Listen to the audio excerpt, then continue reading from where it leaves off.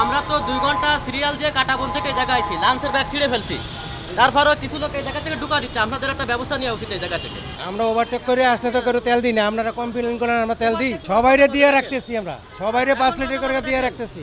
10টা সিরিয়াল দিছে, 12টা 18 বাজে। না আমরা তো সেই এক বেলেই দিতে আছি আপনাদেরকে সবাইরে, তারপরেও যে এই জায়গা থেকে বিবেকহীন কিছু লোক আমাদের তো গায়ে শক্তি বসায়। সেইটা আমরা তেল দিই না তো, আপনারা বললে আমরা তো দিই না। উনি আইসা যে উনারা তেল দিচ্ছেন কেন?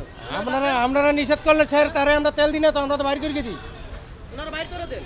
অবশ্যই বাইর করে দেবো, আমরা সিরিয়াল ছাড়া কোনো গাড়ি এনে তেল দিই না। এখন তাদের বাইর করে দেওয়া উচিত। বিবেক তো নাই মানুষের, গাড়ি বড় আছে তারপরে এখানে এসে আপনারা জায়গায় জায়গায় তেল নেন, ঠেলে ঠেলে নিয়ে একটু পর খালি করে আবার আসেন লাইন দিয়া, এগুলো দরকার আছে আমাকে এনে।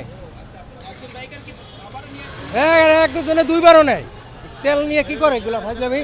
5 লিটার নির্ধারণ করা আছে বাইকের, এই বাইকের জন্য 5 লিটার না, তেল বেশি খাইলেও 5 লিটার তেল দিলে একটা বাইকে সারাদিন যায়। প্রাইভেট কারে 10 লিটার আর একটা দেয় 15 লিটার, এর উপরে আমরা কেন তেল দিই না, সবাই এক নিয়মে দিতে হবে। সবাই ট্যাঙ্কি ফিল আপ করে দিলে আমরা তো পাম্প চালাই রাখতে পারবো না।